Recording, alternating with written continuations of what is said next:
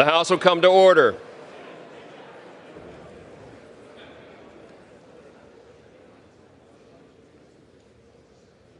Speaker, the Vice President and the United States Senate.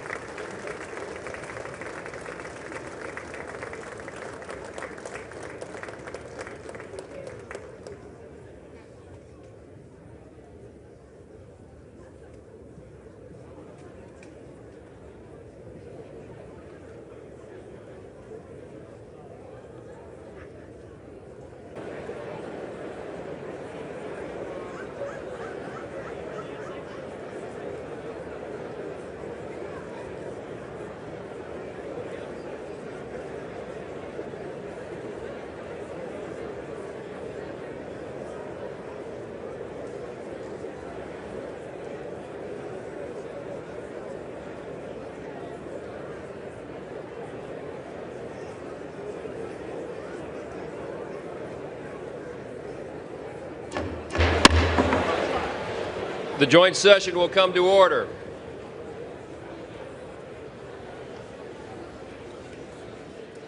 The chair appoints as members of the committee on the part of the House to escort the President of the United States into the chamber the following: the gentleman from Louisiana, Mr. Scalise; the gentleman from Minnesota, Mr. Emmer; the gentlewoman from Michigan, Mrs. McClain; the gentleman from North Carolina, Mr. Hudson; the gentleman from Pennsylvania, Mr. Reschenthaler; the gentleman from Utah, Mr. Moore; the gentlewoman from Indiana, Mrs. Houchin; the gentleman from Oklahoma, Mr. Hearn; the gentleman from New York, Mr. Jeffries; the gentlewoman from Massachusetts, Ms. Clark; the gentleman from California, Mr. Aguilar; the gentleman from California, Mr. Liu; the gentleman from Colorado, Mr. Neguse; the gentlewoman from Washington, Ms. Delbene; the gentlewoman from Michigan, Mrs. Dingle.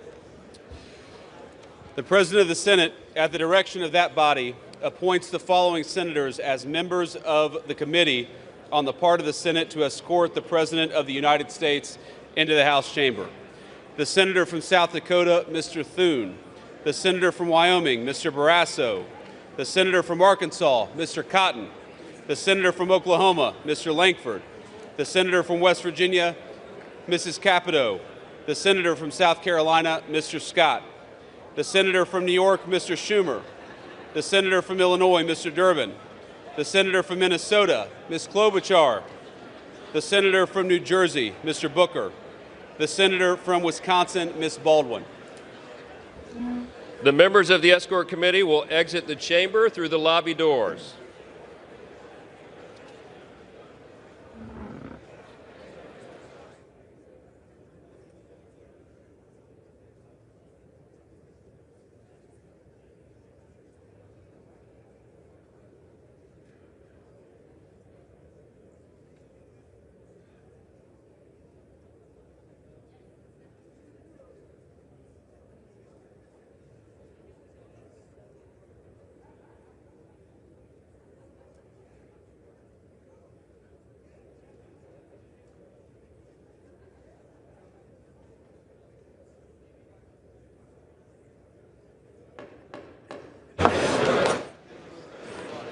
Speaker, the Dean of the Diplomatic Corps.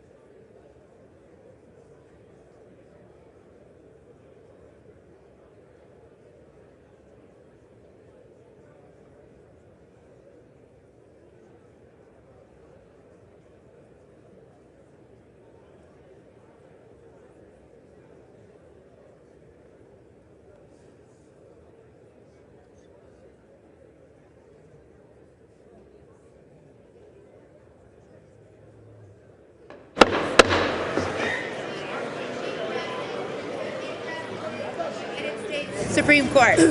That's great.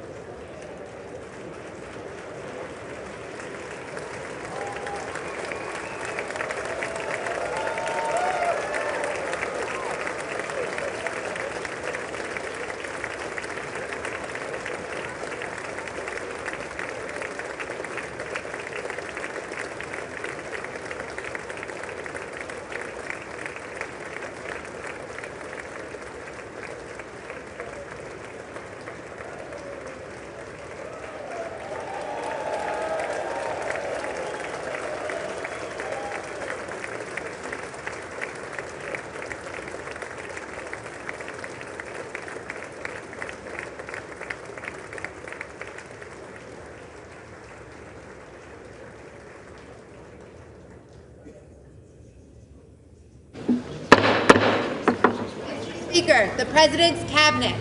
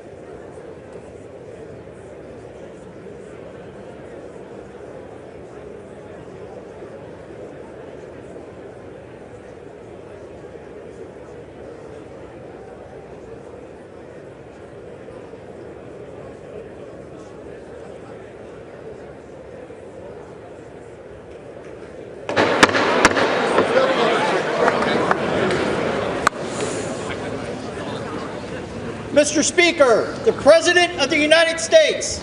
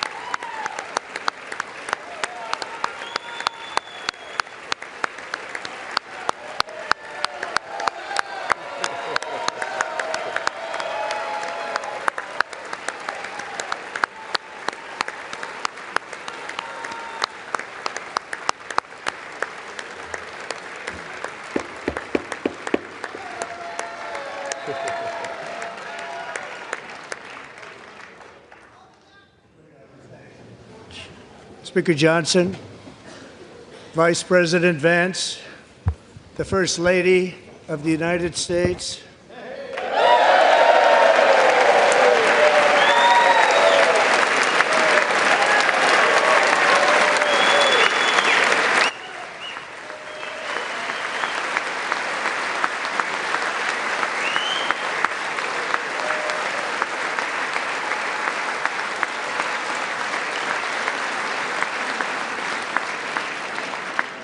members of the United States Congress, thank you very much, and to my fellow citizens, America is back.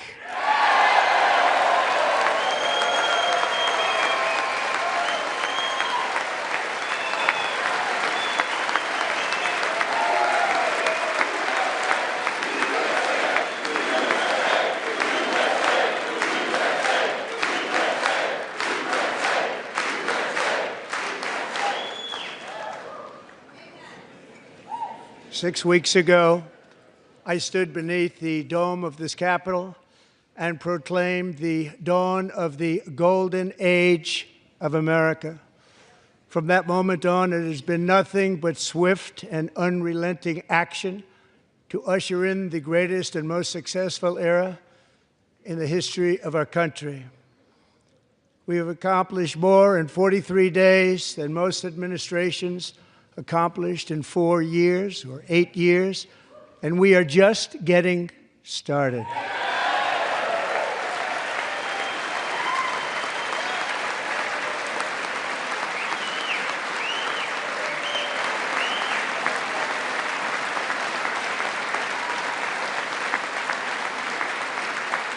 Thank you. I return to this chamber tonight to report that America's momentum is back, our spirit is back, our pride is back, our confidence is back, and the American dream is surging bigger and better than ever before.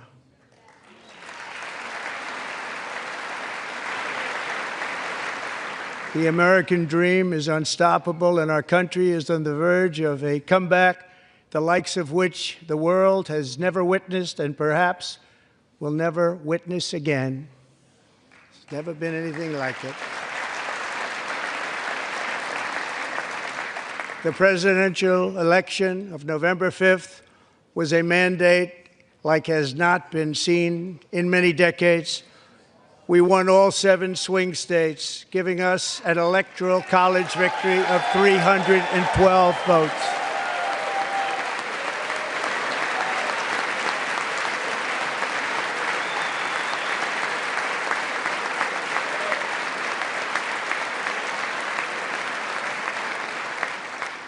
We won the popular vote by big numbers and won counties in our country.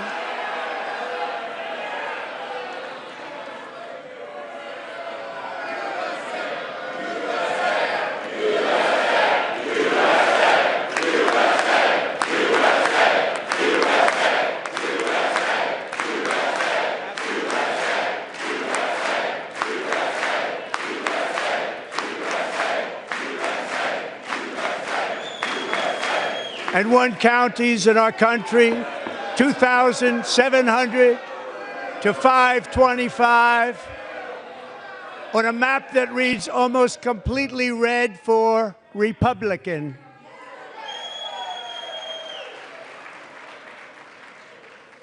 Now, for the first time in modern history, more Americans believe that our country is headed in the right direction than the wrong direction. In fact, it's an astonishing record, 27-point swing, the most ever.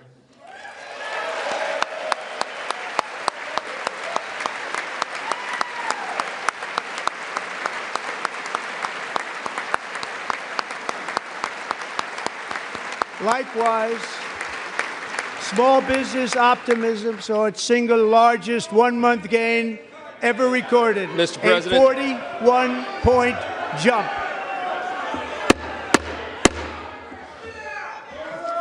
Members are directed to uphold and maintain decorum in the House and to cease any further disruptions. That's your warning.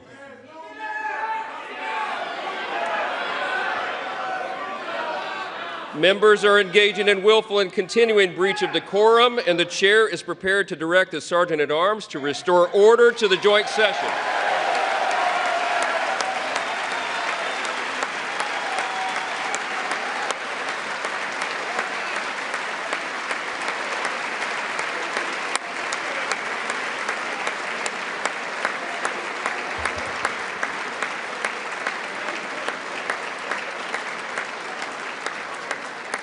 Mr. Green, take your seat. Take your seat, sir. Take your seat. Finding that members continue to engage in willful and concerted disruption of proper decorum, the chair now directs the Sergeant-at-Arms to restore order. Remove this gentleman from the chamber.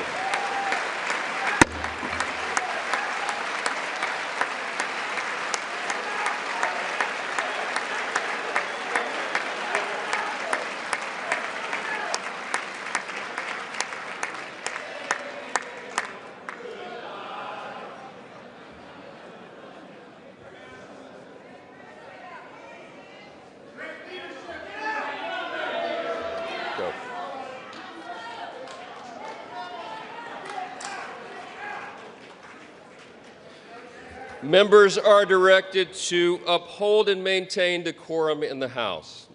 Mr. President, you continue. Thank you. Over the past 6 weeks, I have signed nearly 100 executive orders and taken more than 400 executive actions, a record to restore common sense, safety, optimism, and wealth all across our wonderful land. The people elected me to do the job, and I'm doing it.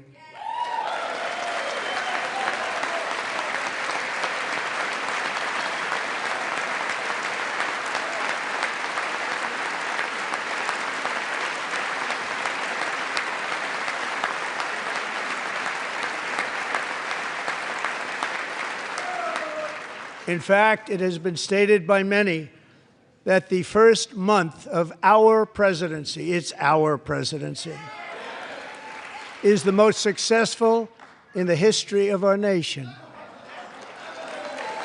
By many.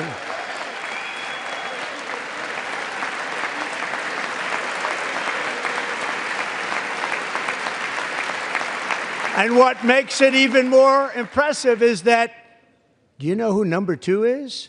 George Washington. How about that? How about that? I don't know about that list, but we'll take it. Within hours of taking the oath of office, I declared a national emergency on our southern border, and I deployed the U.S. military and Border Patrol to repel the invasion of our country. And what a job they've done. As a result, illegal border crossings last month were by far the lowest ever recorded, ever.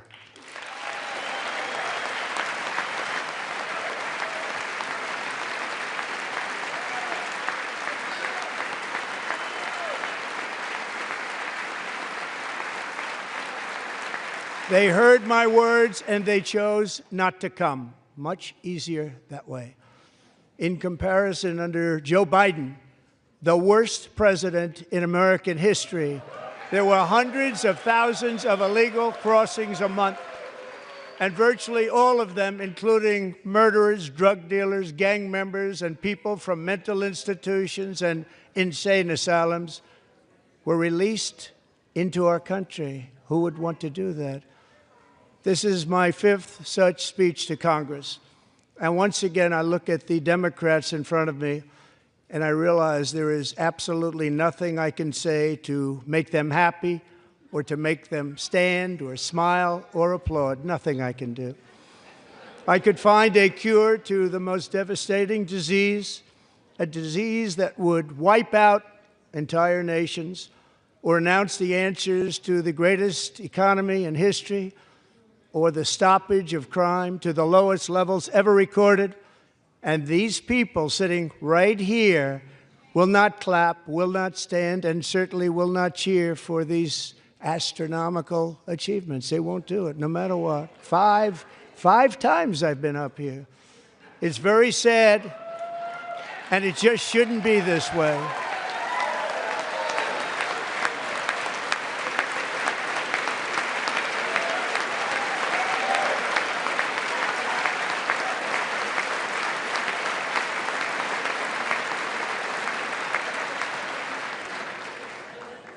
So Democrats sitting before me, for just this one night, why not join us in celebrating so many incredible wins for America? For the good of our nation, let's work together and let's truly make America great again.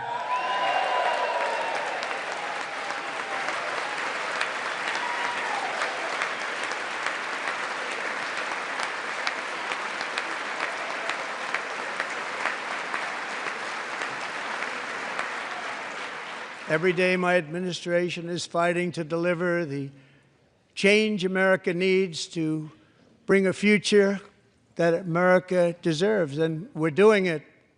This is a time for big dreams and bold action. Upon taking office, I imposed an immediate freeze on all federal hiring, a freeze on all new federal regulations, and a freeze on all foreign aid.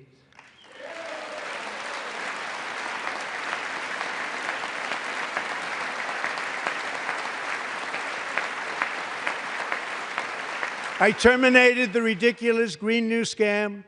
I withdrew from the unfair Paris Climate Accord, which was costing us trillions of dollars that other countries were not paying.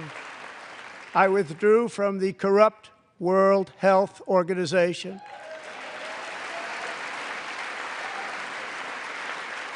And I also withdrew from the anti-American UN Human Rights Council.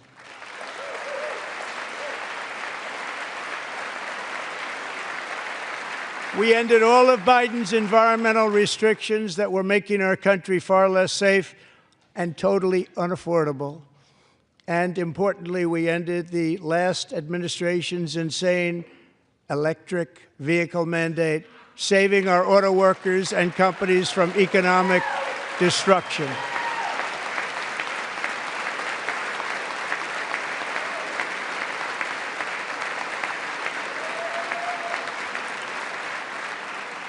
To unshackle our economy, I have directed that for every one new regulation, 10 old regulations must be eliminated, just like I did in my very successful first term.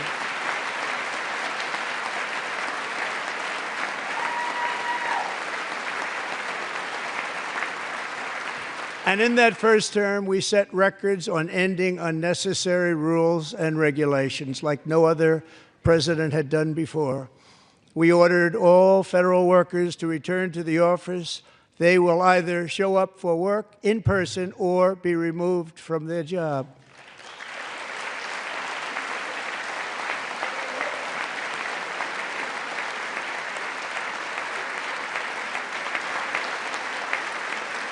And we have ended weaponized government where, as an example, a sitting president is allowed to viciously prosecute his political opponent, like me. How did that work out? Not too good. Not too good.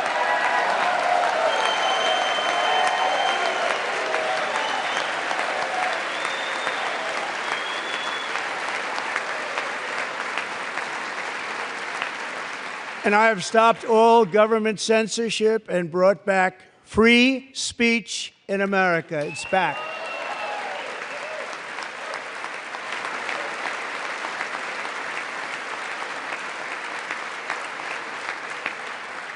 And 2 days ago, I signed an order making English the official language of the United States of America.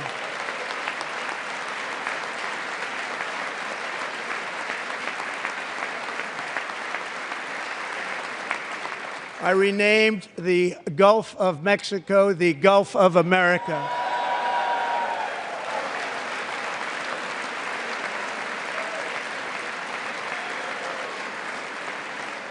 And likewise, I renamed, for a great president, William McKinley, Mount McKinley again. Beautiful Alaska. We love Alaska.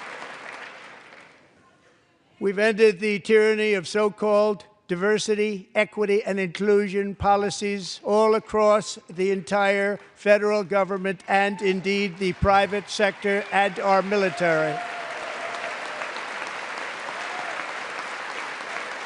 And our country will be woke no longer.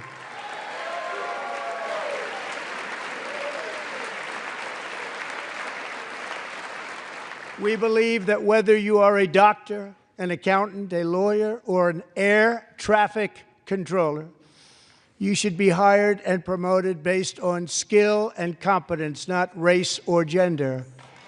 Very important.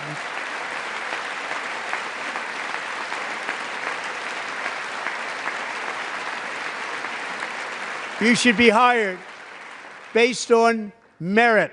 And the Supreme Court, in a brave and very powerful decision, has allowed us to do so. Thank you. Thank you very much.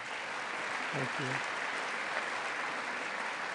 We have removed the poison of critical race theory from our public schools, and I signed an order making it the official policy of the United States government that there are only two genders, male and female.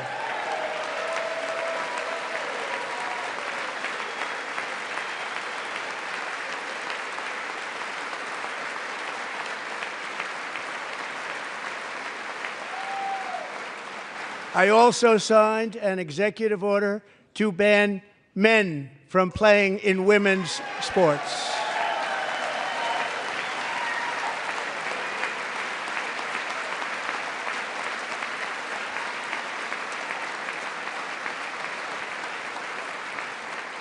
Three years ago, Peyton McNabb was an all-star high school athlete, one of the best, preparing for a future in college sports.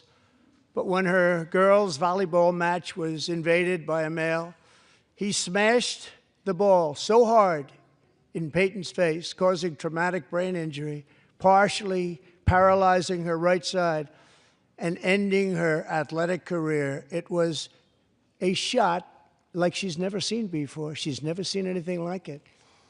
Peyton is here tonight in the gallery, and Peyton, from now on, schools will kick the men off the girls' team, or they will lose all federal funding.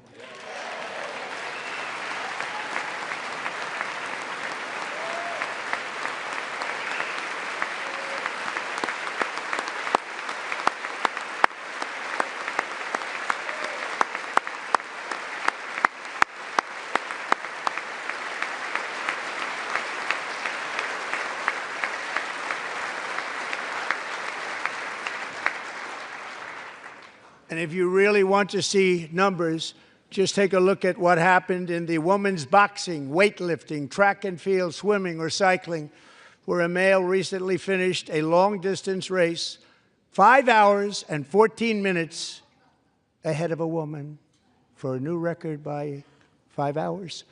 Broke the record by 5 hours. It's demeaning for women, and it's very bad for our country. We're not going to put up with it any longer.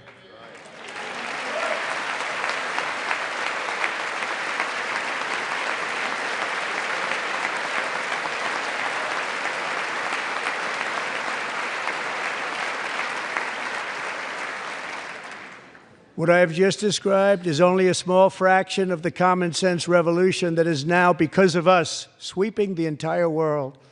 Common sense has become a common theme, and we will never go back. Never. Never going to let that happen.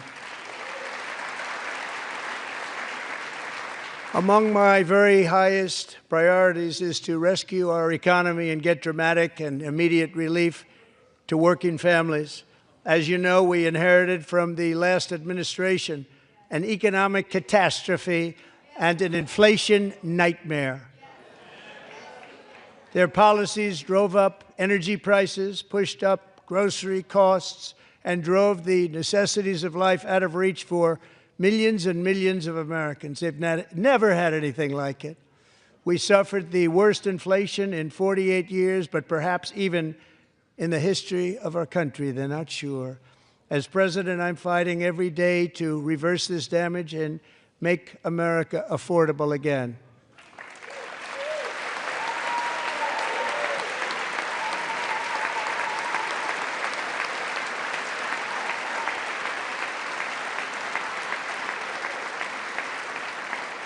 Joe Biden especially let the price of eggs get out of control. The egg price is out of control, and we're working hard to get it back down. Secretary, do a good job on that. You inherited a total mess from the previous administration.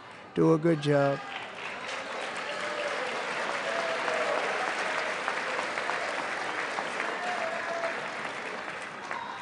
A major focus of our fight to defeat inflation is rapidly reducing the cost of energy.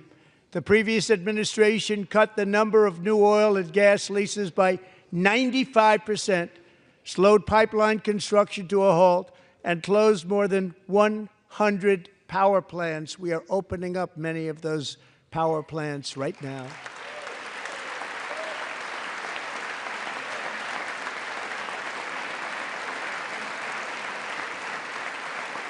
And frankly, we have never seen anything like it. That's why on my first day in office, I declared a national energy emergency. As you've heard me say many times, we have more liquid gold under our feet than any nation on earth, and by far. And now I fully authorize the most talented team ever assembled to go and get it. It's called Drill, Baby, Drill.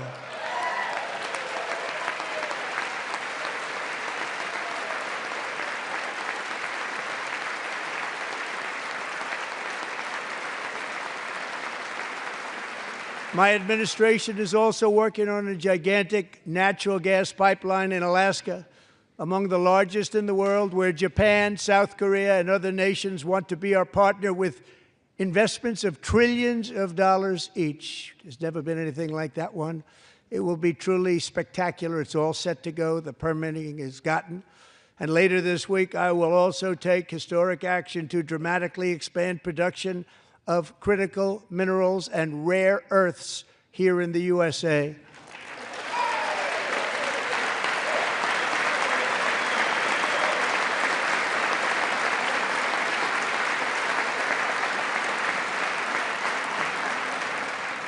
To further combat inflation, we will not only be reducing the cost of energy, but will be ending the flagrant waste of taxpayer dollars.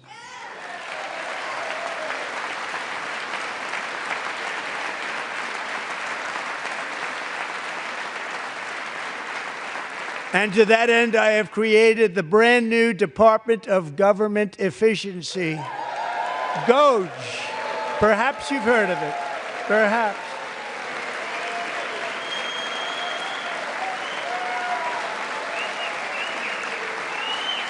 Which is headed by Elon Musk, who is in the gallery tonight.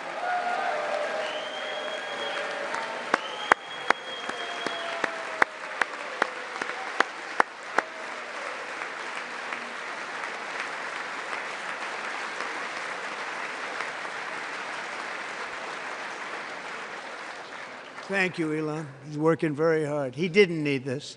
He didn't need this.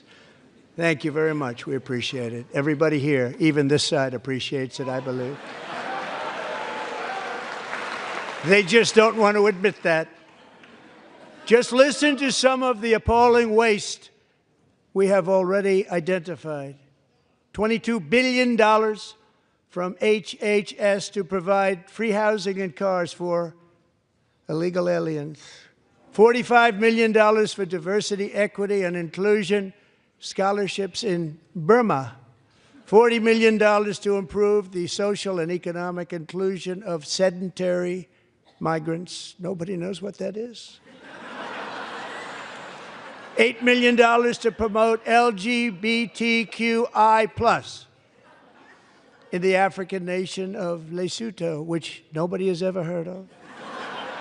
$60 million for indigenous peoples and Afro-Colombian empowerment in Central America. $60 million. $8 million for making mice transgender. This is real. $32 million for a left-wing propaganda operation in Moldova. $10 million for male circumcision in Mozambique. $20 million for the Arab Sesame Street in the Middle East. It's a program, $20 million for a program. $1.9 billion to recently created Decarbonization of Homes Committee, headed up, and we know she's involved. Just at the last moment, the money was passed over by a woman named Stacy Abrams. Have you ever heard of her? A $3.5 million consulting contract for lavish fish monitoring. $1.5 million for voter confidence in Liberia. $14 million for social cohesion in Mali. $59 million for illegal alien hotel rooms in New York City. He's a real estate developer. He's done very well. $250,000 to increase vegan local climate action innovation in Zambia. $42 million for social and behavior change in Uganda. $14 million for improving public procurement in Serbia. $47 million for improving learning outcomes in Asia.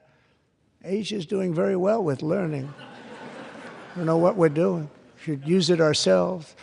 And $101 million for DEI contracts at the Department of Education. The most ever paid, nothing even like it. Under the Trump administration, all of these scams, and they're far worse, but I didn't think it was appropriate to talk about them. They're so bad. Many more have been found out and exposed and swiftly terminated by a group of very intelligent, mostly young people, headed up by Elon, and we appreciate it. We found hundreds of billions of dollars of fraud.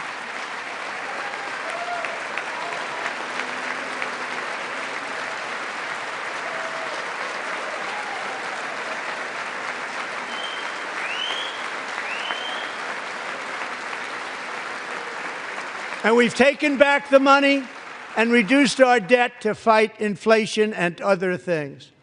Taken back a lot of that money. We got it just in time. This is just the beginning.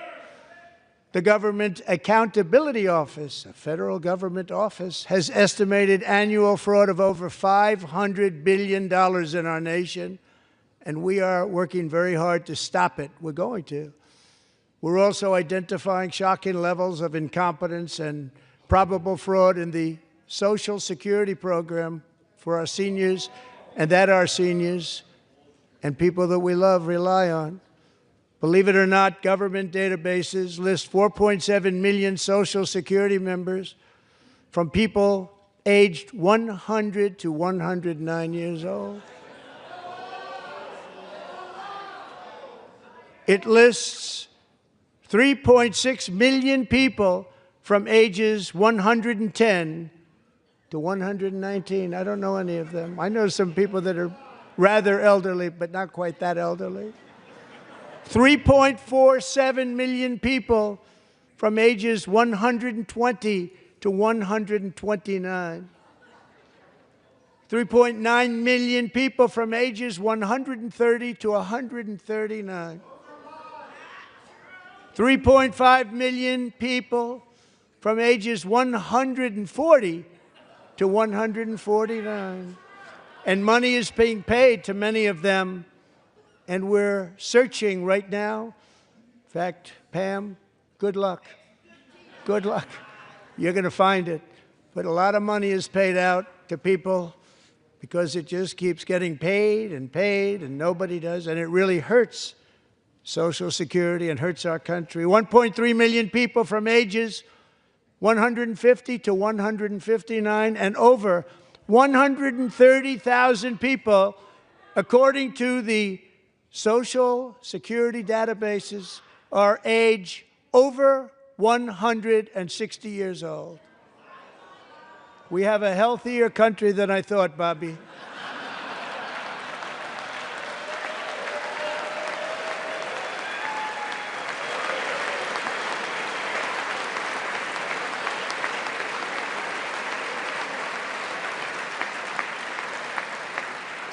Including, to finish, 1,039 people between the ages of 220 and 229 one person between the age of 240 and 249, and one person is listed at 360 years of age. More than 100 years. More than 100 years older than our country. But we're going to find out where that money's going, and it's not going to be pretty. By slashing all of the fraud, waste, and theft we can find, we will defeat inflation, bring down mortgage rates, lower car payments and grocery prices, protect our seniors, and put more money in the pockets of American families.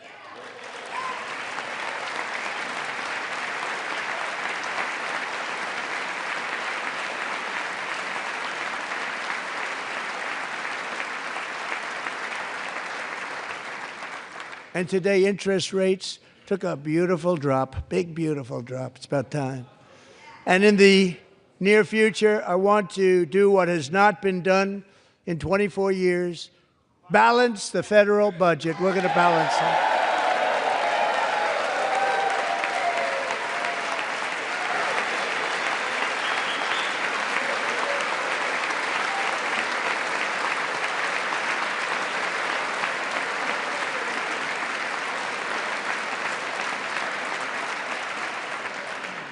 With that goal in mind, we have developed in great detail what we are calling the Gold Card, which goes on sale very, very soon. For $5 million, we will allow the most successful job-creating people from all over the world to buy a path to U.S. citizenship. It's like the green card, but better and more sophisticated. And these people will have to pay tax in our country. They won't have to pay tax from where they came. The money that they've made, you wouldn't want to do that, but they have to pay tax, create jobs. They'll also be taking people out of colleges and paying for them so that we can keep them in our country instead of having them being forced out. Number one, at the top school, as an example, being forced out and not being allowed to stay and create tremendous numbers of jobs and great success for a company out there. So while we take out the criminals, killers, traffickers, and child predators who are allowed to enter our country under the open border policy of these people, the Democrats, the Biden administration, the open border insane policies that you've allowed to destroy our country. We will now bring in brilliant, hardworking, job-creating people. They're going to pay a lot of money, and we're going to reduce our debt with that money.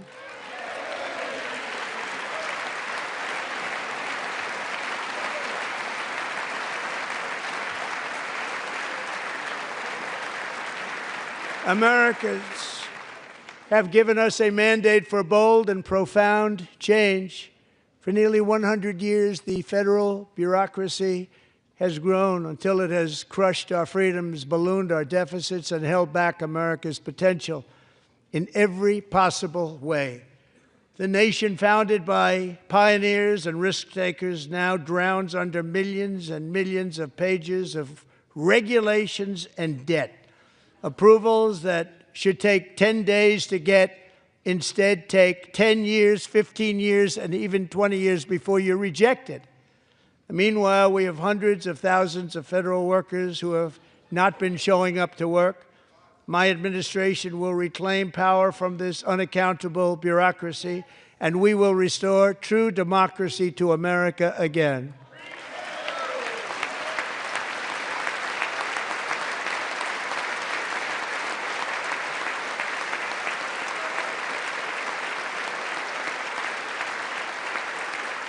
And any federal bureaucrat who resists this change will be removed from office immediately. Because we are draining the swamp. It's very simple. And the days of rule by unelected bureaucrats are over.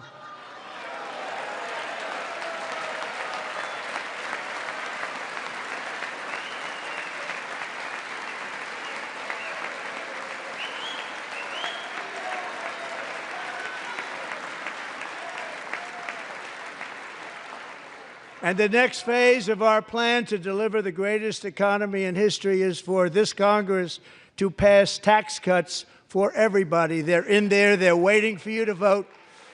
And I'm sure that the people on my right, I don't mean the Republican right, but my right here, I'm sure you're going to vote for those tax cuts, because otherwise I don't believe the people will ever vote you into office. So I'm doing you a big favor by telling you that. But I know this group is going to be voting for the tax cuts.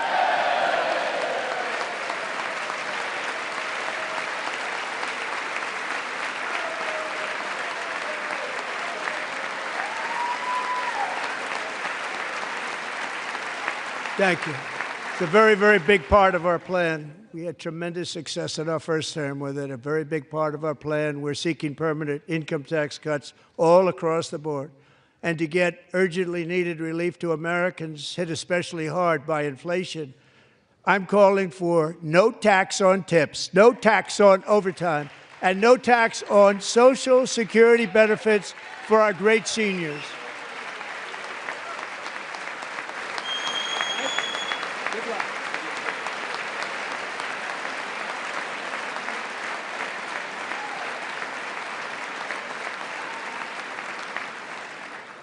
And I also want to make interest payments on car loans tax deductible, but only if the car is made in America.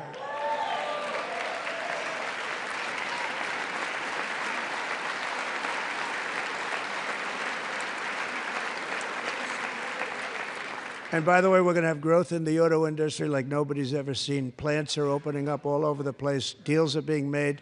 Never seen. That's a combination of the election win and tariffs. It's a beautiful word, isn't it?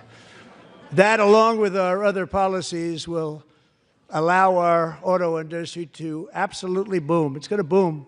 Spoke to the majors today, all three, the top people, and they're so excited. In fact, already numerous car companies have announced that they will be building massive automobile plants in America, with Honda just announcing a new plant in Indiana, one of the largest anywhere in the world.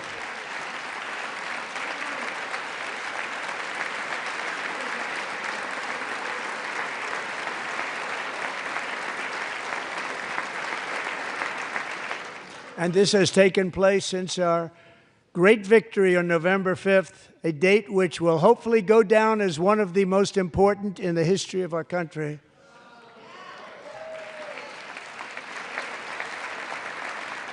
In addition, as part of our tax cuts, we want to cut taxes on domestic production and all manufacturing. And just as we did before, we will provide 100% expensing. It will be retroactive to January 20th, 2025. And it was one of the main reasons why our tax cuts were so successful in our first term, giving us the most successful economy in the history of our country. First term. We had a great first term.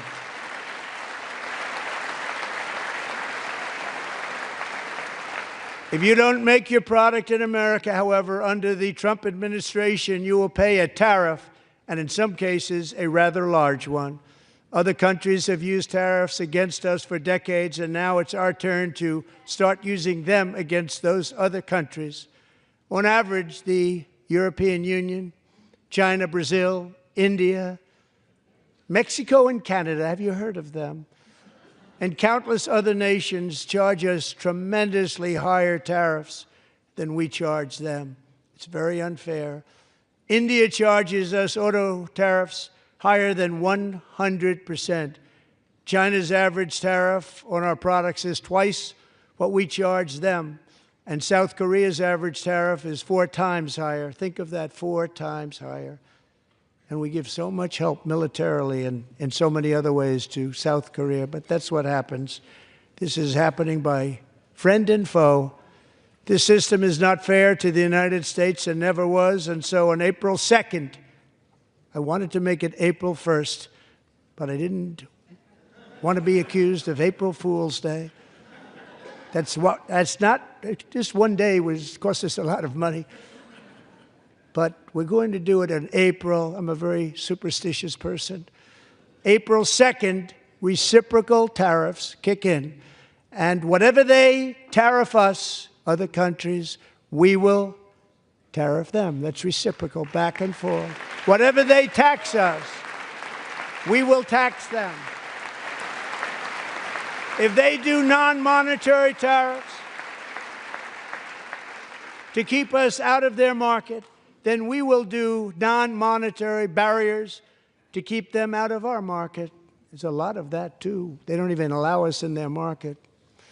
We will take in trillions and trillions of dollars and create jobs like we have never seen before. I did it with China, and I did it with others, and the Biden administration couldn't do anything about it because there was so much money they couldn't do anything about it.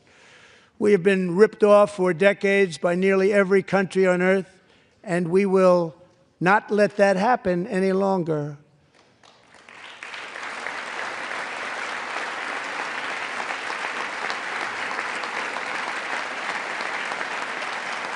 Much has been said over the last 3 months about Mexico and Canada, but we have very large deficits with both of them. But even more importantly, they've allowed fentanyl to come into our country at levels never seen before, killing hundreds of thousands of our citizens and many very young, beautiful people, destroying families. Nobody's ever seen anything like it. They are, in effect, receiving subsidies of hundreds of billions of dollars. We pay subsidies to Canada and to Mexico of hundreds of billions of dollars, and the United States will not be doing that any longer. We're not going to do it any longer.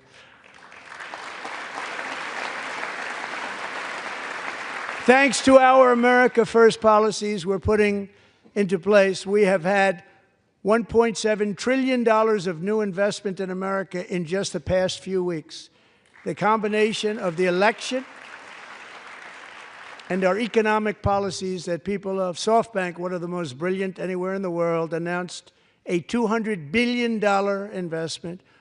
OpenAI and Oracle, Larry Ellison, announced $500 billion investment, which they wouldn't have done if Kamala had won.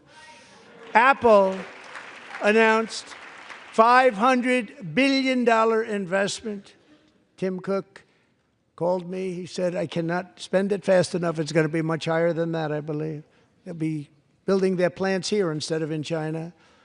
And just yesterday, Taiwan Semiconductor, the biggest in the world, most powerful in the world, has a tremendous amount, 97% of the market, announced a $165 billion investment to build the most powerful chips on earth right here in the USA.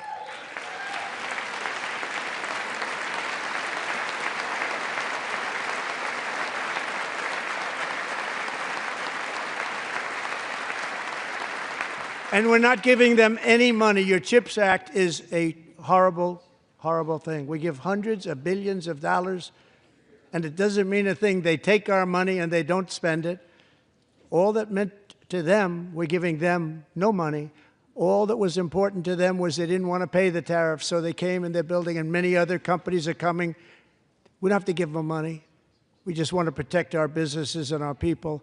And they will come because they won't have to pay tariffs if they build in America. So it's very amazing. You should get rid of the CHIP Act, and whatever's left over, Mr. Speaker, you should use it to reduce debt or any other reason you want to.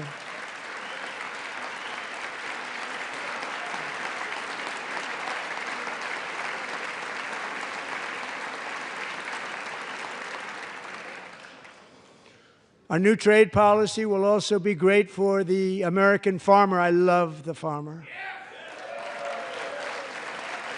who will now be selling into our home market, the USA, because nobody is going to be able to compete with you. Because those goods that come in from other countries and companies, they're really in a bad position in so many different ways. They're uninspected. They may be very dirty and disgusting, and they come in and they pour in, and they hurt our American farmers. The tariffs will go on agricultural product coming into America, and our farmers, starting on April 2nd, it may be a little bit of an adjustment period. We had that before when I made the deal with China, $50 billion of purchases, and I said, just bear with me, and they did. They did. Probably have to bear with me again, and this will be even better. That was great. The problem with it was that Biden didn't enforce it. He didn't enforce it. $50 billion of purchases, and we were doing great, but Biden did not enforce it, and it hurt our farmers. But our farmers are going to have a field day right now. So to our farmers, have a lot of fun. I love you too. I love you too. It's all going to happen.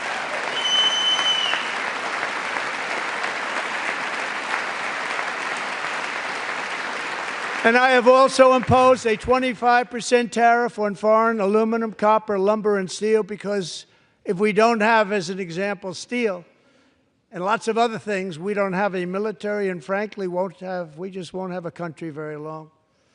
Here today is a proud American steelworker, fantastic person from Decatur, Alabama, Jeff Denard.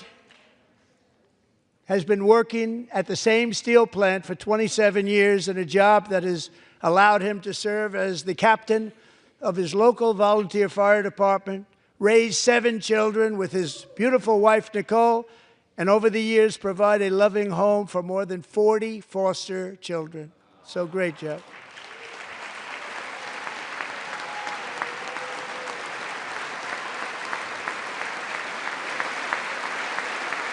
Thank you, Jeff.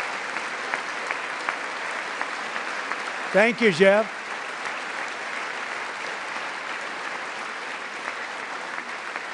Stories like Jeff's remind us that tariffs are not just about protecting American jobs. They're about protecting the soul of our country. Tariffs are about making America rich again and making America great again, and it's happening, and it will happen rather quickly. There'll be a little disturbance, but we're okay with that. It won't be much. No, you're not. Oh. And look where Biden took us, very low, the lowest we've ever been. Jeff, I want to thank you very much. And I also want to recognize another person who has devoted herself to foster care community. She works so hard on it. A very loving person, our magnificent First Lady of the United States.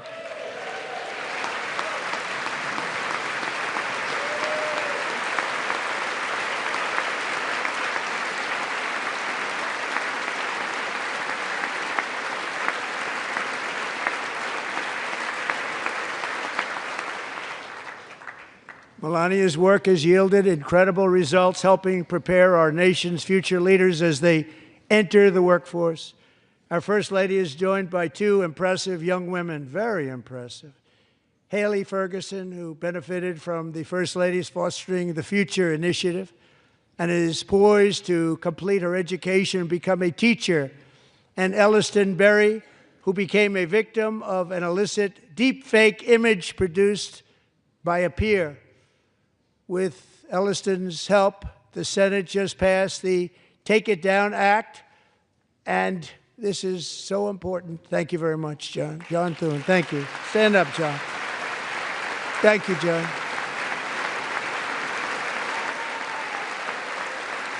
Thank you all very much.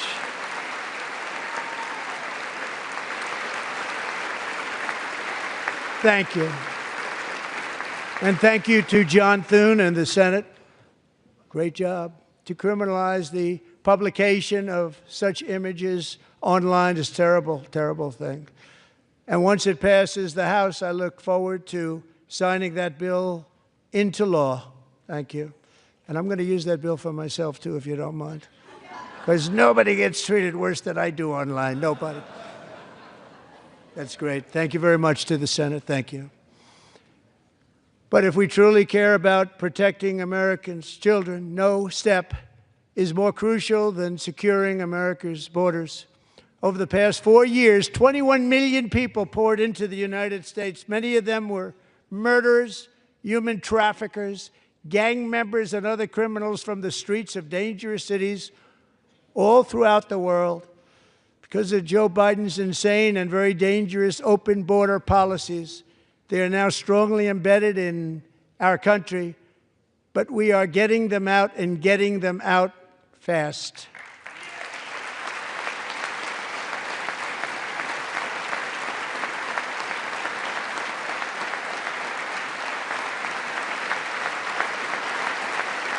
And I want to thank Tom Homan and Christy. I want to thank you and Paul of Border Patrol.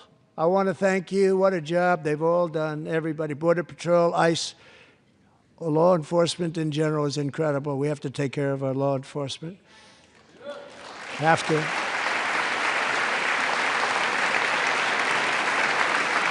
Last year,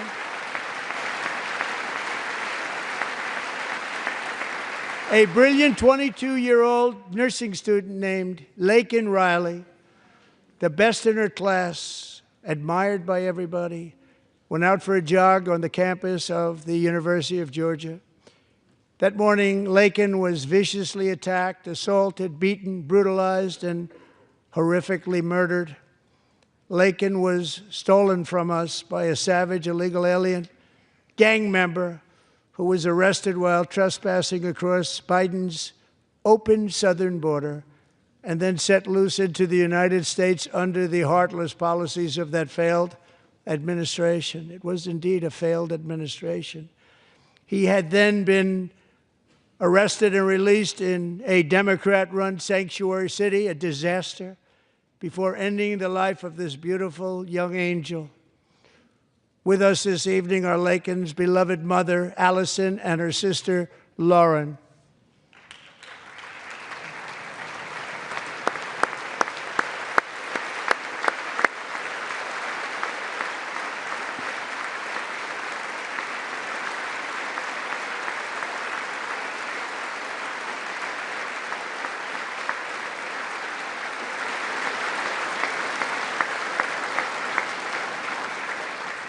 Last year, I told Laken's grieving parents that we would ensure their daughter would not have died in vain. That's why the very first bill I signed into law as your 47th president mandates the detention of all dangerous criminal aliens who threaten public safety. It's a very strong, powerful act.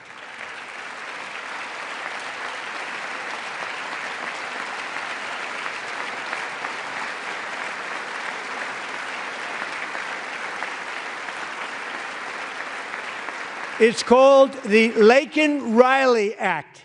So Allison and Lauren, America will never, ever forget our beautiful Laken Hope Riley.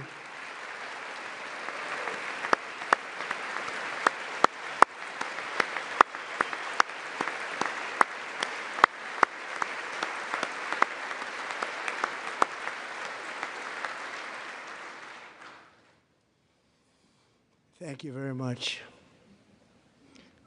Since taking office, my administration has launched the most sweeping border and immigration crackdown in American history, and we quickly achieved the lowest numbers of illegal border crossers ever recorded. Thank you.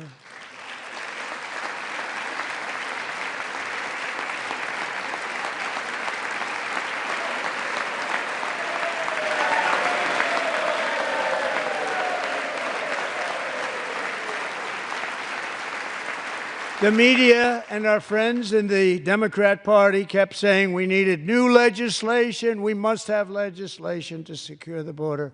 But it turned out that all we really needed was a new president.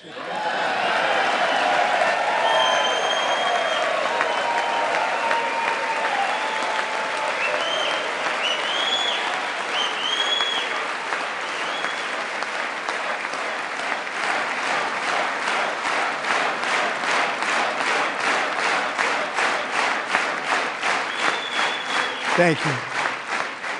Joe Biden didn't just open our borders, he flew illegal aliens over them to overwhelm our schools, hospitals, and communities throughout the country.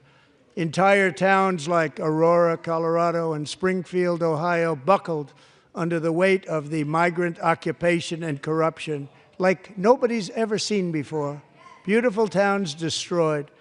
Now, just as I promised in my inaugural address, we are achieving the great liberation of America.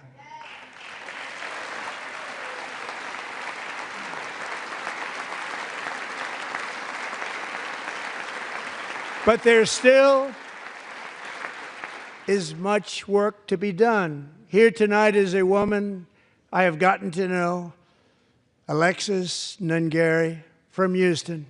Wonderful woman. Last June, Alexis's 12-year-old daughter, her precious Jocelyn, walked to a nearby convenience store. She was kidnapped, tied up, assaulted for 2 hours under a bridge, and horrifically murdered.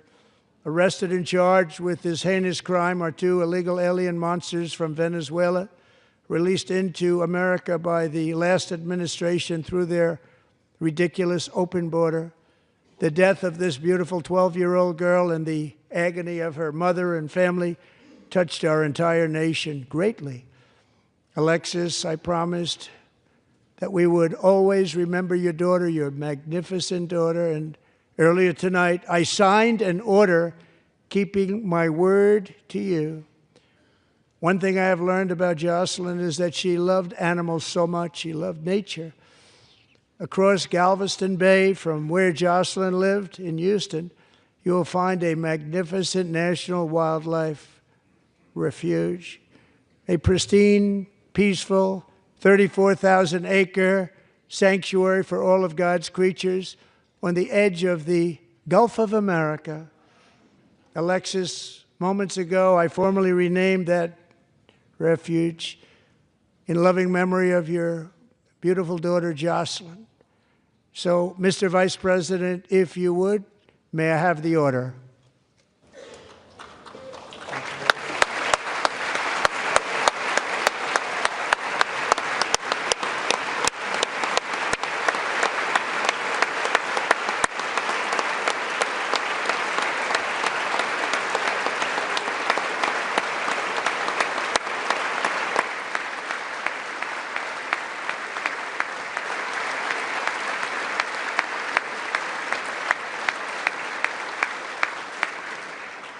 Thank you very much.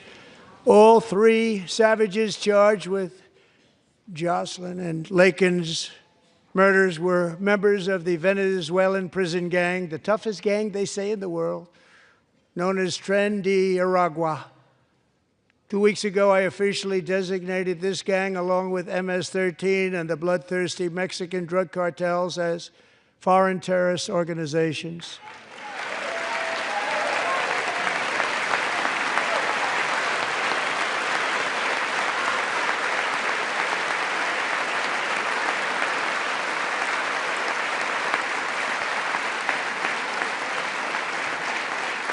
They are now officially in the same category as ISIS, and that's not good for them. Countless thousands of these terrorists were welcomed into the U.S. by the Biden administration. But now every last one will be rounded up and forcibly removed from our country, or, if they're too dangerous, put in jails, standing trial in this country, because we don't want them to come back ever. With us this evening is a warrior on the front lines of that battle, Border Patrol Agent Roberto Ortiz. Great guy.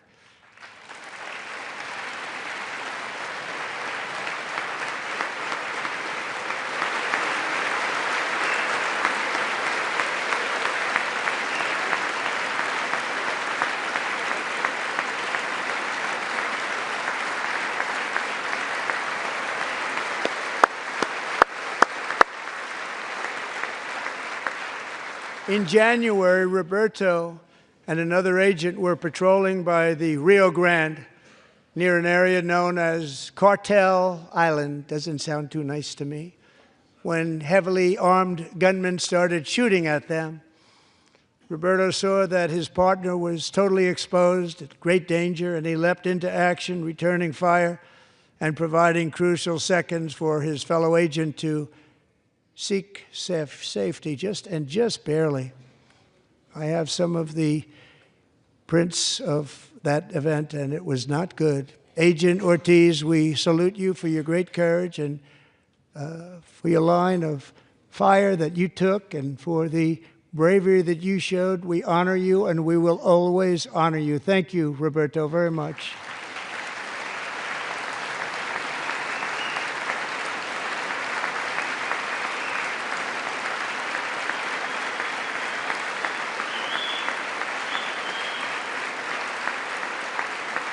Thank you, Roberta. And I actually got to know him on my many calls to the border. He's a great, great gentleman. The territory to the immediate south of our border is now dominated entirely by criminal cartels that murder, rape, torture, and exercise total control. They have total control over a whole nation, posing a grave threat to our national security. The cartels are waging war on America, and it's time for America to wage war on the cartels, which we are doing.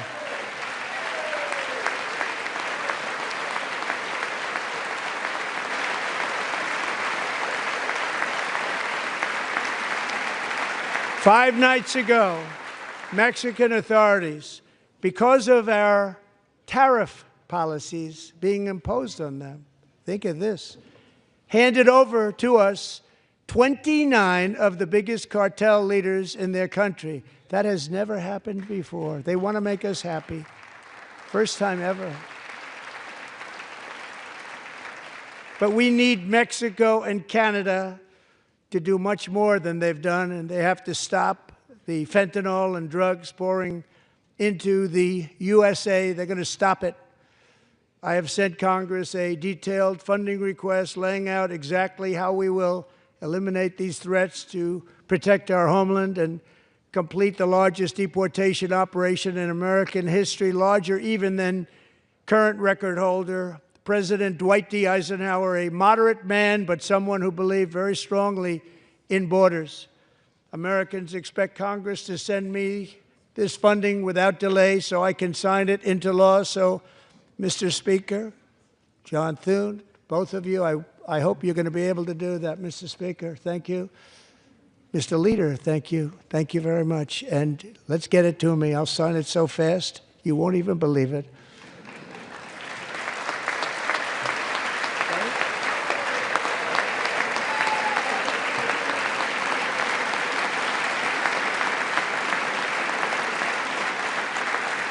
And as we reclaim our sovereignty, we must also bring back law and order to our cities and towns.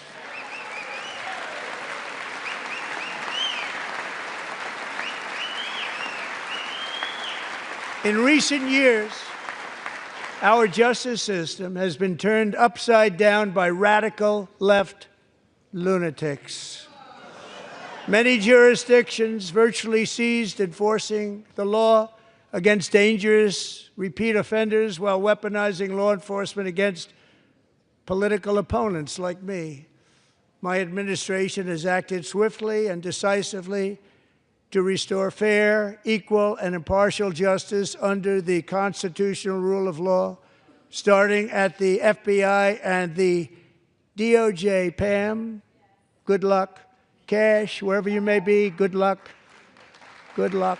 Pam Bondi. Good luck. So important.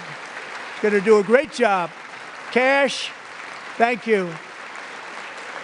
Thank you, Cash.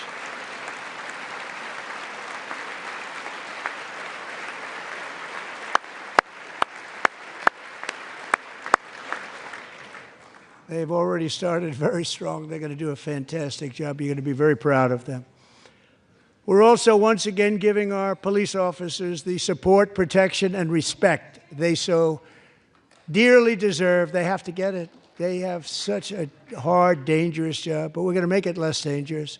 The problem is the bad guys don't respect the law, but they're starting to respect it, and they soon will respect it.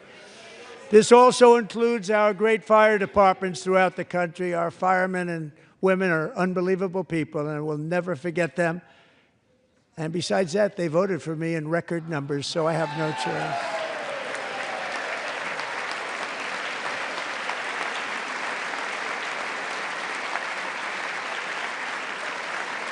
One year ago this month, 31-year-old New York police officer Jonathan Diller, unbelievably wonderful person and a great officer, was gunned down at a traffic stop on Long Island. I went to his funeral. The vicious criminal charged with his murder had 21 prior arrests, and they were rough arrests, too. He was a real bad one.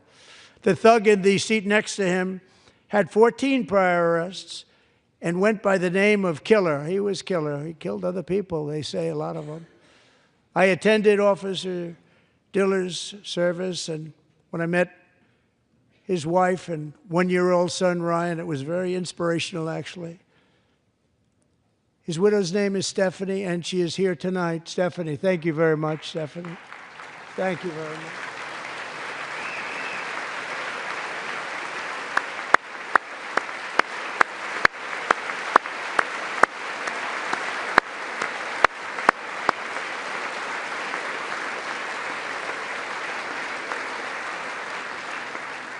Stephanie, we're going to make sure that Ryan knows his dad was a true hero, New York's finest, and we're going to get these cold-blooded killers and repeat offenders off our streets, and we're going to do it fast. Got to stop it. They get out with 28 arrests. They push people into subway trains. They hit people over the head, back of the head with baseball bats. We got to get them out of here. I've already signed an executive order requiring a mandatory death penalty for anyone who murders a police officer, and tonight I'm asking Congress to pass that policy into permanent law.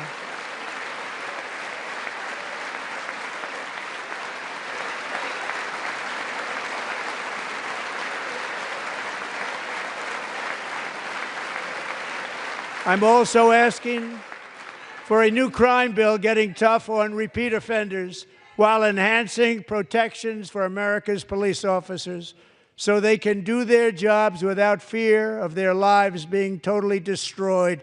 They don't want to be killed. We're not going to let them be killed. Joining us in the gallery tonight is a young man who truly loves our police. His name is DJ Daniel. He is 13 years old, and he has always dreamed of becoming a police officer.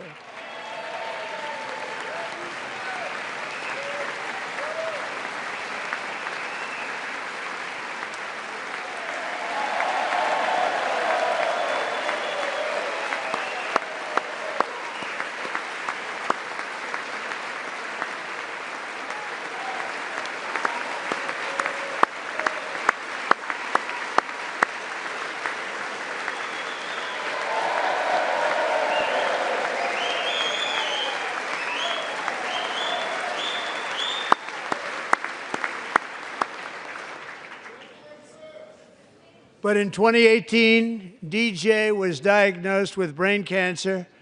The doctors gave him 5 months at most to live. That was more than 6 years ago.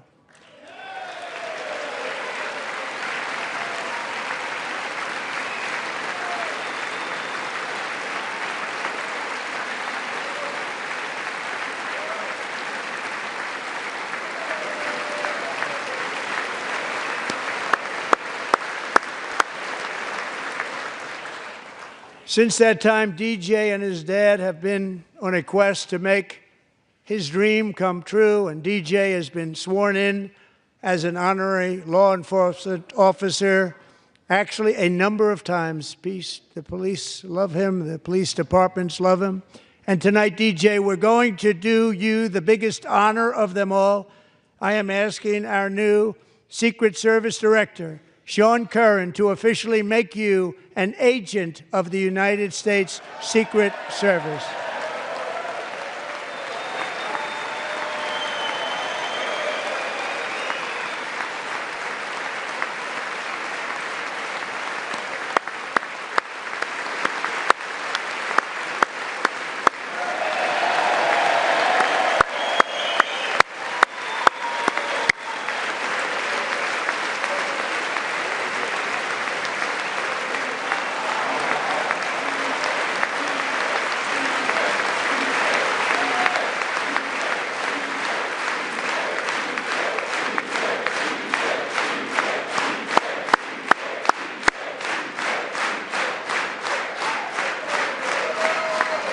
Thank you, DJ. DJ's doctors believe his cancer likely came from a chemical he was exposed to when he was younger. Since 1975, rates of child cancer have increased by more than 40%. Reversing this trend is one of the top priorities for our new presidential commission to make America healthy again, chaired by our new Secretary of Health and Human Services, Robert F. Kennedy, Jr.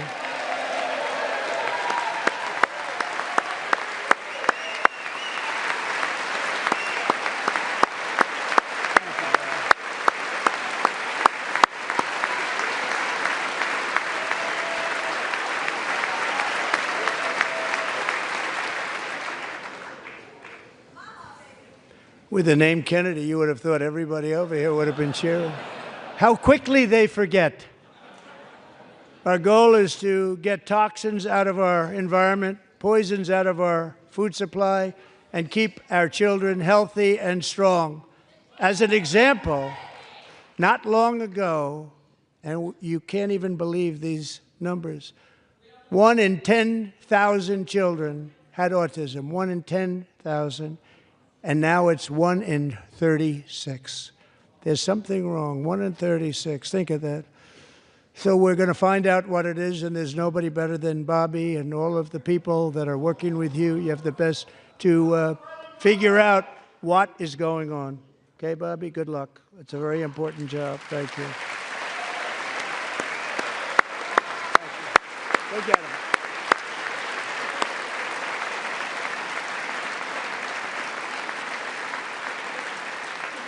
Thank you. My administration is also working to protect our children from toxic ideologies in our schools.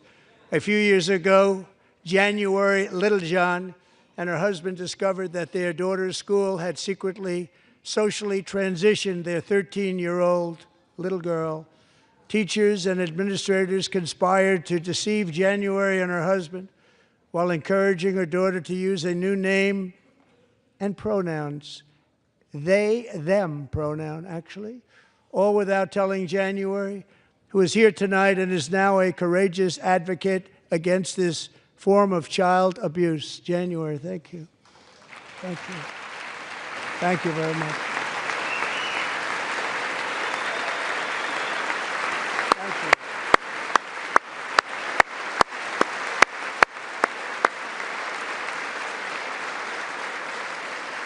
Thank you. Stories like this are why, shortly after taking office, I signed an executive order banning public schools from indoctrinating our children with transgender ideology.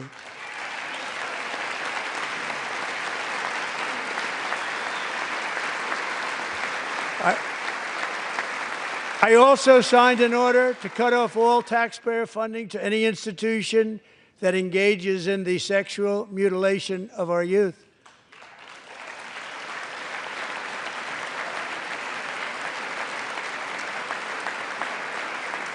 And now I want Congress to pass a bill permanently banning and criminalizing sex changes on children and forever ending the lie that any child is trapped in the wrong body. This is a big lie.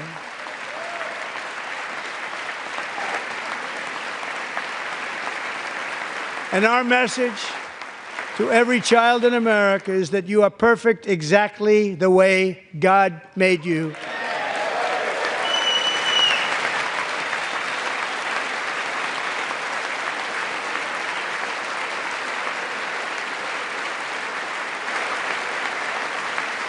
Because we're getting wokeness out of our schools and out of our military, and it's already out, and it's out of our society. We don't want it.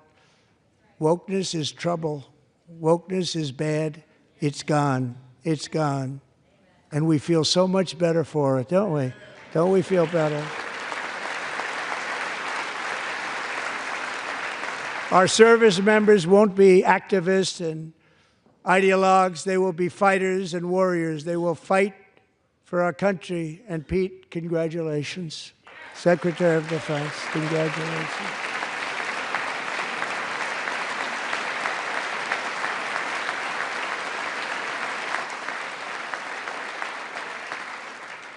And he's not big into the woke movement, I can tell you.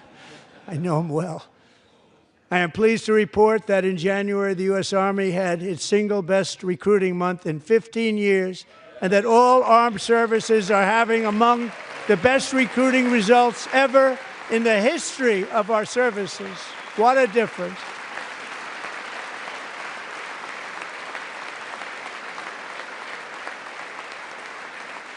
And you know, it was just a few months ago where the results were exactly the opposite. We couldn't recruit anywhere. We couldn't recruit.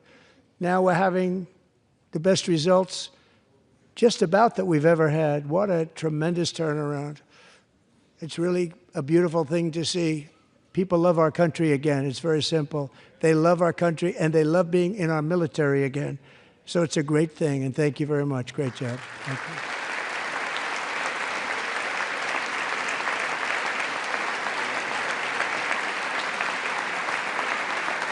We're joined tonight by a young man, Jason Hartley, who knows the weight of that call of duty. Jason's father, grandfather, and great-grandfather all wore the uniform.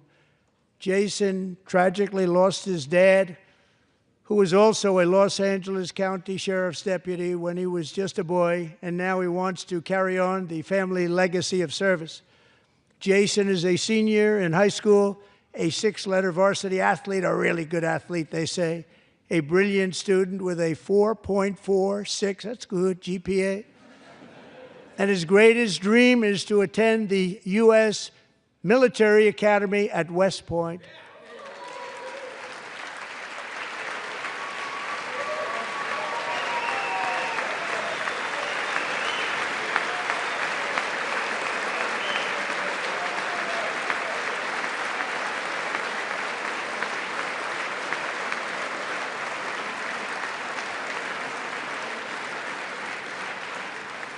And Jason, that's a very big deal getting in. That's a hard one to get into. But I'm pleased to inform you that your application has been accepted.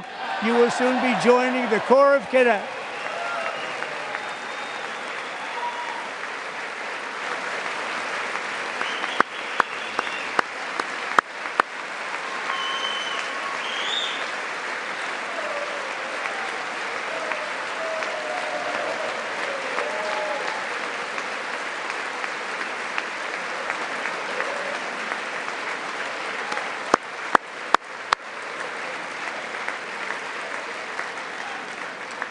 Thank you. Jason, you're going to be on the long gray line, Jason. As Commander-in-Chief, my focus is on building the most powerful military of the future. As a first step, I'm asking Congress to fund a state-of-the-art Golden Dome missile defense shield to protect our homeland, all made in the USA.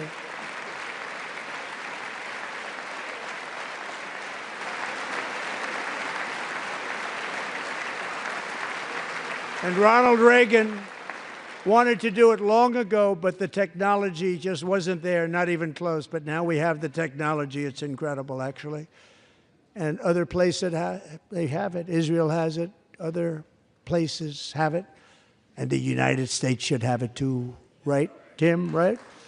They should have it too. So I want to thank you. But it's a very, very important. This is a very dangerous world. We should have it. We want to be protected, and we're going to protect our citizens like never before. To boost our defense industrial base, we are also going to resurrect the American shipbuilding industry, including commercial shipbuilding and military shipbuilding.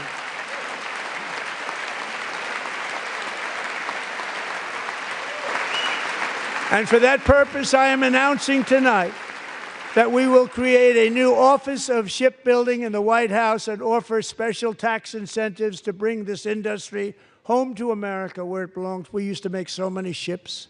We don't make them anymore very much, but we're going to make them very fast, very soon.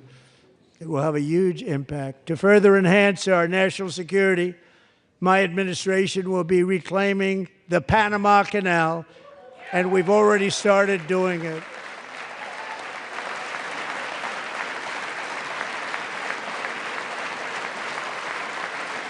Just today, a large American company announced they are buying both ports around the Panama Canal and lots of other things having to do with the Panama Canal and a couple of other canals.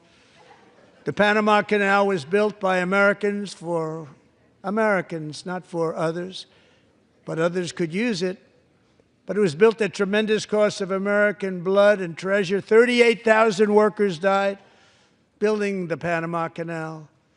They died of malaria. They died of snake bites and mosquitoes. Not a nice place to work.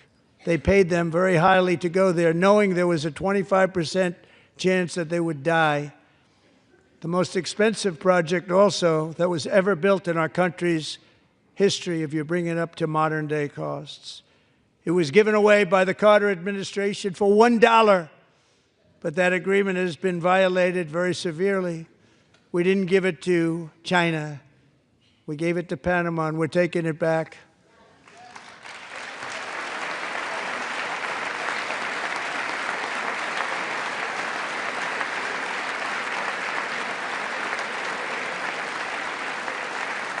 And we have Marco Rubio in charge. Good luck, Marco. Now, we know who to blame if anything goes wrong. Marco's been amazing, and he's going to do a great job. Think of it. He got 100 votes. You know, he was approved with actually 99, but the 100th was this gentleman, and I feel very certain. So let's assume he got 100 votes. And I'm either very, very happy about that or I'm very concerned about it. But he's already proven. I mean, he's a great gentleman. He's respected by everybody, and we appreciate you voting for Marco. He's going to do a fantastic job. Thank you.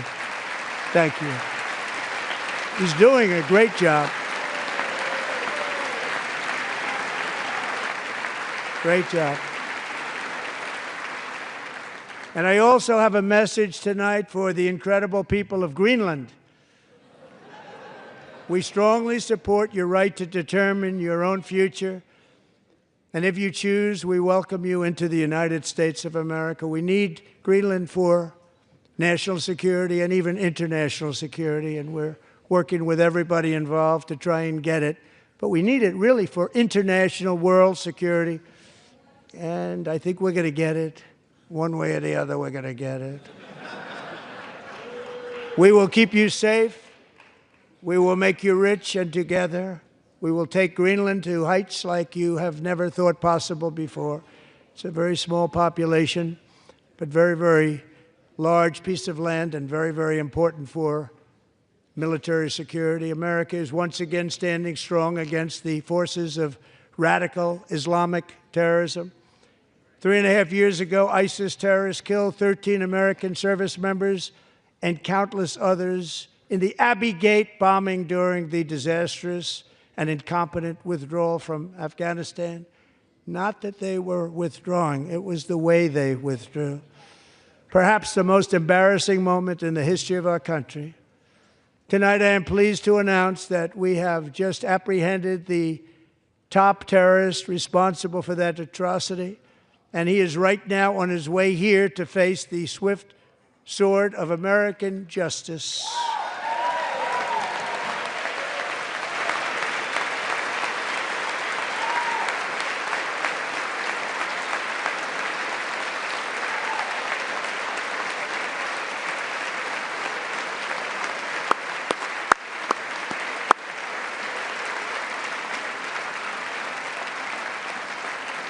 And I want to thank especially the government of Pakistan for helping arrest this monster. This was a very momentous day for those 13 families who I actually got to know very well, most of them, whose children were murdered, and the many people that were so badly, over 42 people, so badly injured on that fateful day in Afghanistan. What a horrible day. Such incompetence was shown that when Putin saw what happened, I guess he said, wow, maybe this is my chance. That's how bad it was. Should have never happened. Grossly incompetent people. I spoke to many of the parents and loved ones, and they're all in our hearts tonight. Just spoke to them on the phone. We had a big call. Every one of them called, and everybody was on the line, and they did nothing but cry with happiness. They were very happy, as happy as you can be under those circumstances. Their child, brother, sister, son, daughter was killed for no reason whatsoever. In the Middle East, we're bringing back our hostages from Gaza. In my first term, we achieved one of the most groundbreaking peace agreements in generations, the Abraham Accords.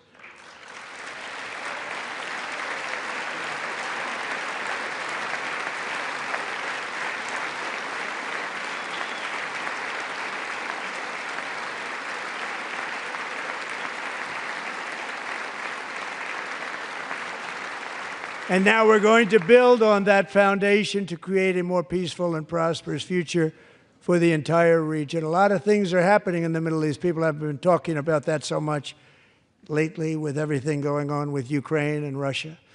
But a lot of things are happening in the Middle East. It's a rough neighborhood, actually. I'm also working tirelessly to end the savage conflict in Ukraine. Millions of Ukrainians and Russians have been needlessly killed or wounded in this horrific and brutal conflict with no end in sight. The United States has sent hundreds of billions of dollars to support Ukraine's defense with no security, with no anything.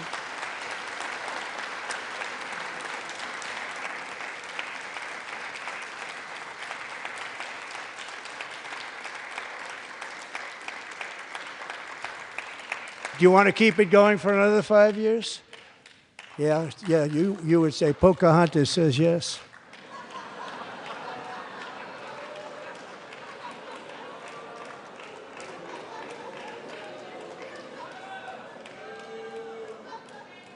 $2,000 people are being killed every single week. More than that. They're Russian young people. They're Ukrainian young people. They're not Americans. But I want it to stop. Meanwhile, Europe has sadly spent more money buying Russian oil and gas than they have spent on defending Ukraine, by far. Think of that. They've spent more buying Russian oil and gas than they have defending. And we've spent perhaps $350 billion, like taking candy from a baby. That's what happened. And they've spent $100 billion. What a difference that is. And we have an ocean separating us, and they don't. But we're getting along very well with them, and lots of good things are happening. Biden has authorized more money in this fight than Europe has spent by billions and billions of dollars. It's hard to believe that they wouldn't have stopped it and said at some point, come on, let's equalize. You got to be equal to us. But that didn't happen. Earlier today, I received an important letter from President Zelensky of Ukraine. The letter reads, Ukraine is ready to come to the negotiating table as soon as possible to bring lasting peace closer. Nobody wants peace more than the Ukrainians, he said. My team and I stand ready to work under President Trump's strong leadership to get a peace that lasts. We do really value how much America has done to help Ukraine maintain its sovereignty and independence. Regarding the agreement on minerals and security, Ukraine is ready to sign it at any time that is convenient for you. I appreciate that he sent this letter, just got it a little while ago. Simultaneously, we've had serious discussions with Russia and have received strong signals that they are ready for peace. Wouldn't that be beautiful? Wouldn't that be beautiful?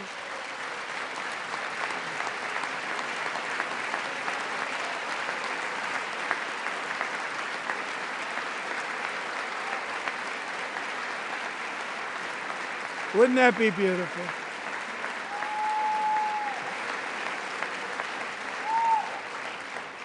It's time to stop this madness. It's time to halt the killing. It's time to end this senseless war. If you want to end wars, you have to talk to both sides. Nearly 4 years ago, amid rising tensions, a history teacher named Mark Fogel was detained in Russia and sentenced to 14 years in a penal colony. Rough stuff. The previous administration barely lifted a finger to help him. They knew he was innocent, but they had no idea where to begin. But last summer, I promised his 95-year-old mother, Malphine, that we would bring her boy safely back home. After 22 days in office, I did just that, and they are here tonight.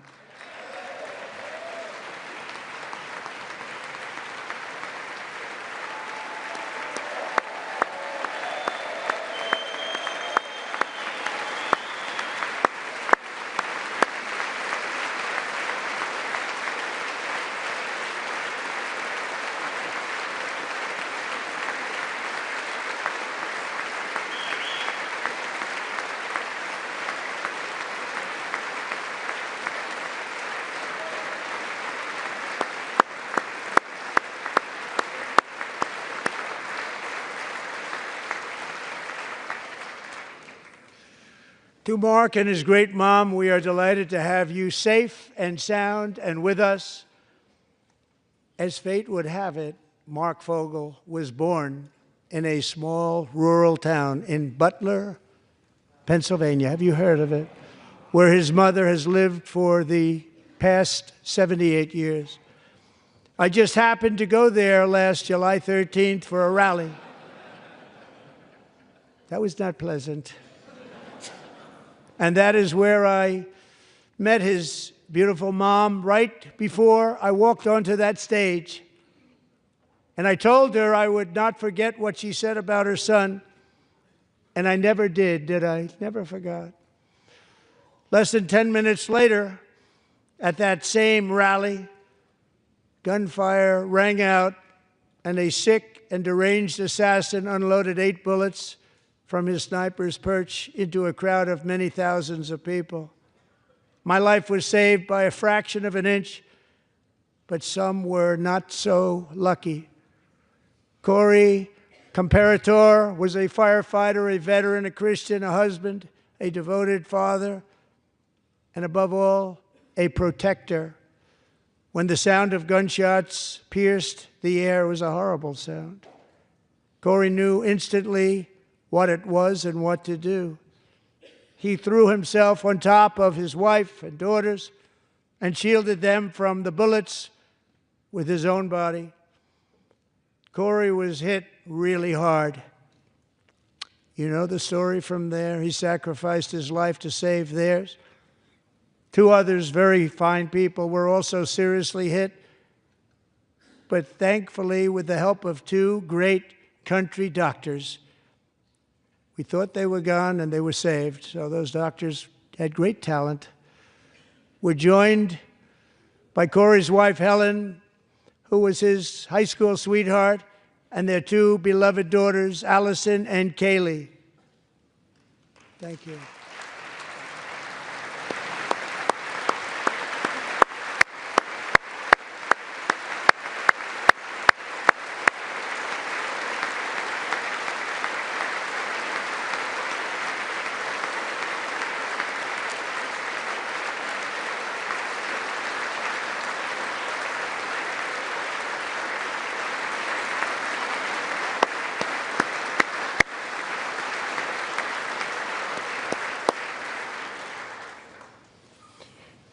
To Helen, Allison, and Kaylee, Corey is looking down on his 3 beautiful ladies right now, and he is cheering you on. He loves you. He is cheering you on.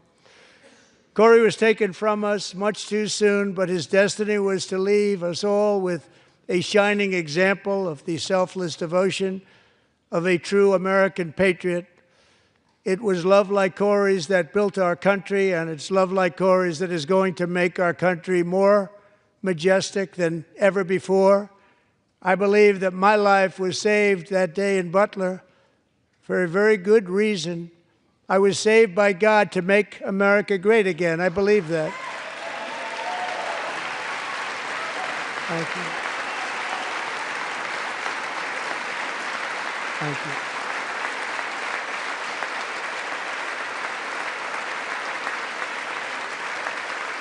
Thank you.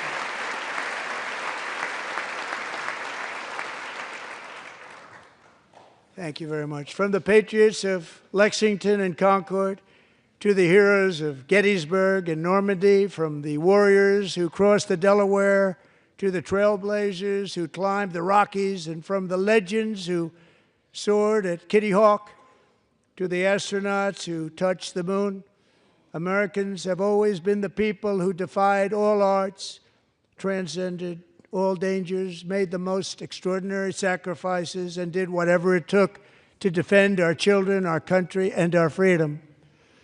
And as we have seen in this chamber tonight, that same strength, faith, love, and spirit is still alive and thriving in the hearts of the American people. Despite the best efforts of those who would try to censor us, silence us, break us, destroy us, Americans are today a proud, free, sovereign, and independent nation that will always be free, and we will fight for it till death. We will never let anything happen to our beloved country, because we are a country of doers, dreamers, fighters, and survivors. Our ancestors crossed a vast ocean, strode into the unknown wilderness, and carved their fortunes from the rock and soil of a perilous and very dangerous frontier. They chased our destiny across a boundless continent.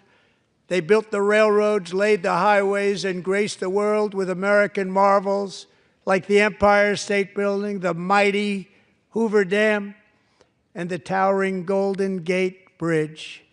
They lit the world with electricity, broke free of the force of gravity, fired up the engines of American industry, vanquished the communists, fascists, and Marxists all over the world, and gave us countless modern wonders sculptured out of iron, glass, and steel. We stand on the shoulders of these pioneers who won and built the modern age, these workers who poured their sweat into the skylines of our cities, these warriors who shed their blood on fields of battle and gave everything they had for our rights and for our freedom. Now it is our time to take up the righteous cause of American liberty. And it is our turn to take America's destiny into our own hands and begin the most thrilling days in the history of our country. This will be our greatest era. With God's help, over the next 4 years, we are going to lead this nation even higher, and we are going to forge the freest, most advanced, most dynamic, and most dominant civilization ever to exist on the face of this earth. We are going to create the highest quality of life, build the safest and wealthiest and healthiest and most vital communities anywhere in the world. We are going to conquer the vast frontiers of science, and we are going to lead humanity into space and plant the American flag on the planet Mars and even far beyond.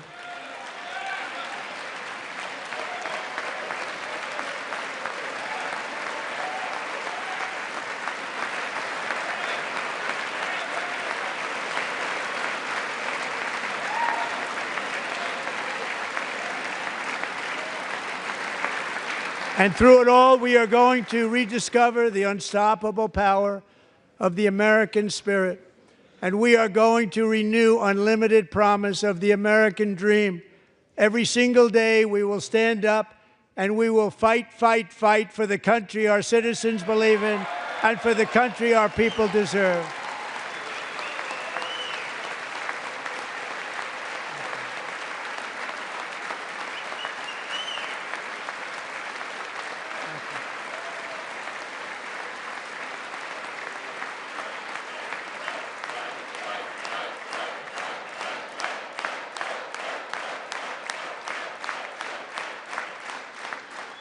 My fellow Americans, get ready for an incredible future, because the golden age of America has only just begun. It will be like nothing that has ever been seen before. Thank you, God bless you, and God bless America.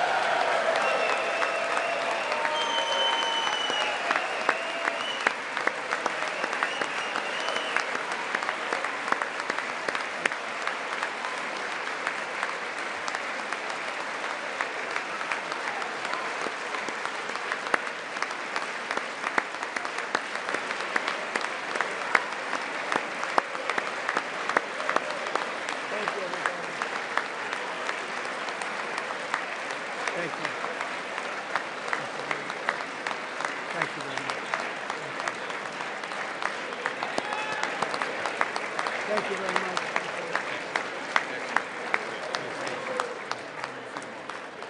Thank you very much.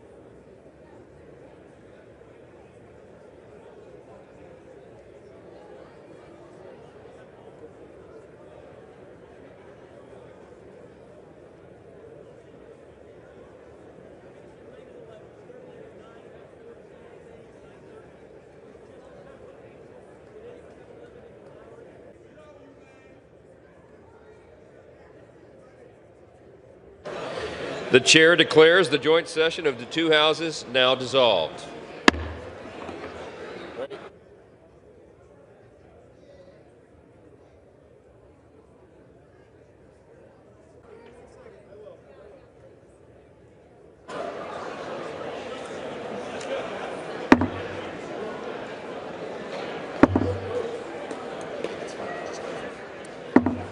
The House will be in order.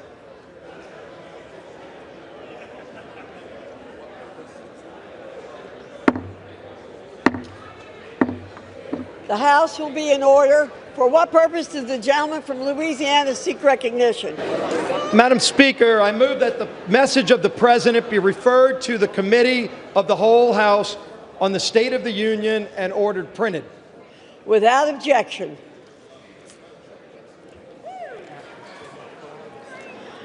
Does the